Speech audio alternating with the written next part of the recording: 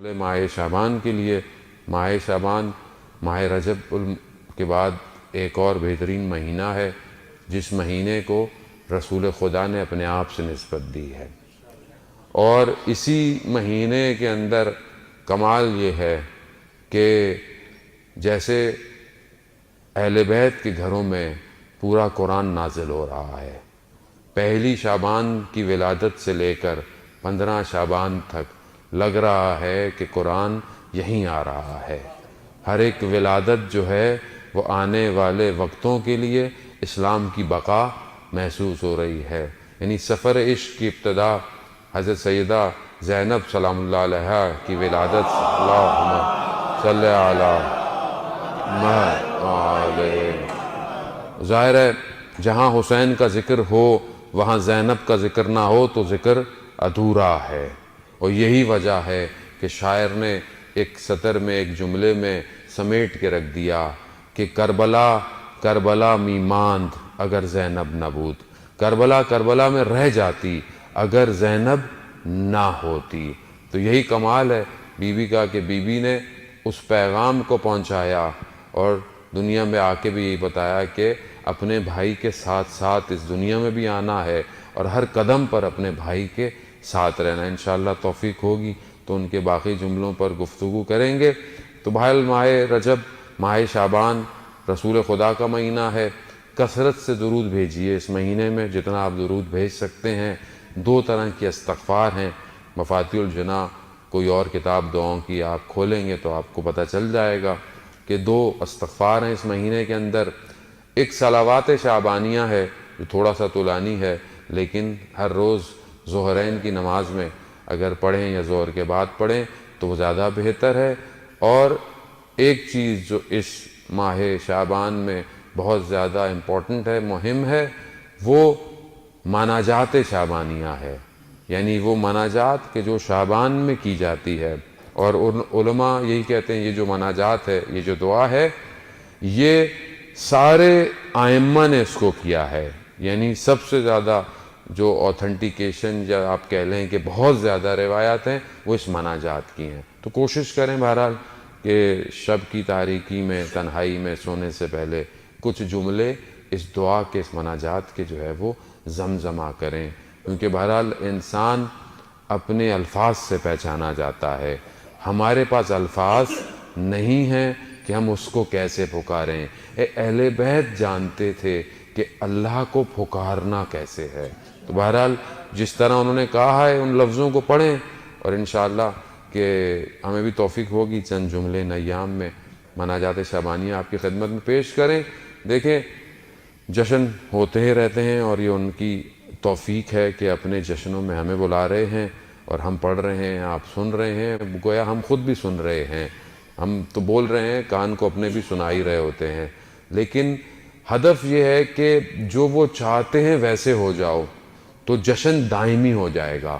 جشن محدود نہیں ہوگا، بھی یہاں تھوڑی دیر تو واہ واہ کی چلے گیا، سب ختم ہو گیا، لیکن جیسا وہ چاہتے ہیں اگر ویسا جشن ہو جائے تو پھر میرا پورا وجود ہر وقت جشن کی حالت میں ہے۔ تو انشاءاللہ کوشش کریں گے کہ ہم کچھ چیزیں یہاں سے لے کے جائیں۔ میں نے پہلے بھی آپ کی خدمت میں کہا کہ سب ضروری نہیں ہے کہ سارا سبق یاد کریں، ایک لائن یاد ہو جائے تو ہماری زندگی سنور جائے گی۔ ایک منٹ بھی، ایک چیز بھی آپ یہاں سے اٹھ کے لے کے چلے جائیں، اس کو اپنے وجود پہ امپلیمنٹ کریں، اپنے وجود پر ڈالیں، تاکہ وہ 1 منٹ آپ کی زندگی کے کئی سال پر بھاری پڑ جائے۔ یہ مہم ہے، ورنہ بولیں میں نے یہ کیا، میں نے وہ کیا، میں نے ساری چیزیں کی، لیکن زندگی ہل ہی نہیں رہی ہے، زندگی میں کوئی فرق ہی نہیں آ رہا ہے، زندگی وہیں کی وہیں کھڑی ہوئی ہے۔ میں آج تک اپنی پریشانیاں حل نہیں کر پا رہا، میں آج تک اپنی پریشانیاں سمجھ نہیں پا رہا، تو پھر میں اس درسگاہ سے جو پورا سال کھلی رہتی ہے، جس کو سکھانے والا حسین ابن علی ہے، تو میں تبدیل کیوں نہیں ہو رہا؟ بھئی یہاں غلطی کہاں ہے؟ کیا درس دینے والے کی غلطی ہے یا اس درسگاہ کی غلطی ہے؟ اس کا مطلب ہے کہ میرے اپنے اندر کچھ ایشوز ہیں، میرے اپنے اندر کچھ پرابلم ہے جس کو میں سمجھ نہیں پا رہا۔ تو عزیزان محترم، کوشش یہی ہے کہ ہم ان چیزوں کو دور کریں اور آگے کی طرف بڑھیں۔ کچھ جملے کہ آپ کی سماعتوں کی نظر اور چھٹے امام امام جعفر صادق علیہ الصلوۃ والسلام، اللہم صلی علی محمد وآل محمد۔ وہ پبلک بھی ہماری آرام آرام سے آتی ہے، ظاہر ہمارا ٹریفک بھی ہے، میں ان ساری چیزوں کو سمجھتا ہوں، حالات بھی ہیں، لیکن بہرحال ہم لوگ عادت بھی ہے ہم لوگوں کو، یہ ابھی تو ٹائم ہے، نکل لیں گے، چلے ایک دو کپ چائے اور پی لیتے ہیں، کچھ ٹی وی میں دیکھ لیتے ہیں۔ خیر ہے، مولانا بھی آدھے گھنٹے میں گرم ہوتے ہیں، تھوڑی دیر میں ہی پہنچیں گے جب آخری کے کچھ مل جائے۔ اب مولانا بھی بیچارہ روک کے رکھتا ہے، 4-6 اچھی جو آتے ہیں آخر میں کروں گا، کہیں یہ نہ سب محروم رہ جائیں، تو اس چکر میں جو ہے نا ہمیں گاڑی میں گیئر ڈالنے میں بڑی مشکل ہو جاتی ہے، تھوڑی دیر میں پبلک جو ہے وہ آ رہی ہوتی ہے۔ صلوات بھیج دے محمد والے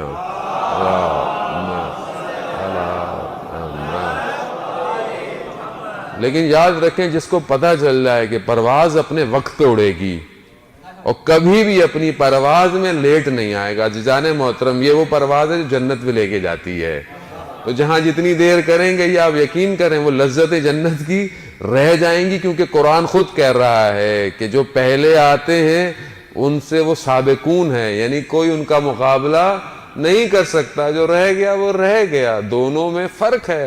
یہ تو نہیں کہہ سکتے کہ میں بالکل آخر میں آیا کچھ سمیٹو، وہ جو پہلے آیا تھا وہ زیادہ سمیٹ کے جائے گا، کیونکہ جتنی دیر بیٹھا ہے ملائکہ اس کے اوپر نگاہ کیے ہوئے ہیں، اور ملائکہ 3 ہی کام کرتے ہیں روایات کی روح میں، یا وہ درود بھیجتے ہیں، یا وہ الہام کرتے ہیں، یا وہ نزول کرتے ہیں۔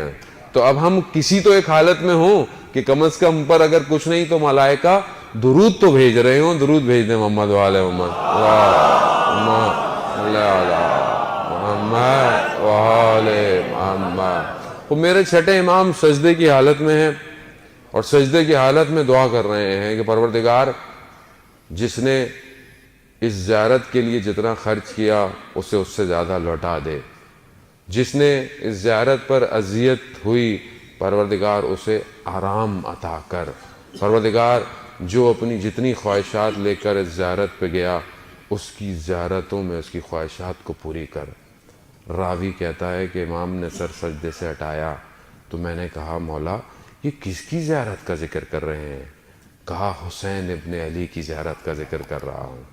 کہا مولا یہ جو آپ نے ثواب بیان کی یہ تو بہت زیادہ ہے، یعنی اتنا زیادہ ہے یہ جو آپ نے دعائیں کی امام کی زیارت کے لیے؟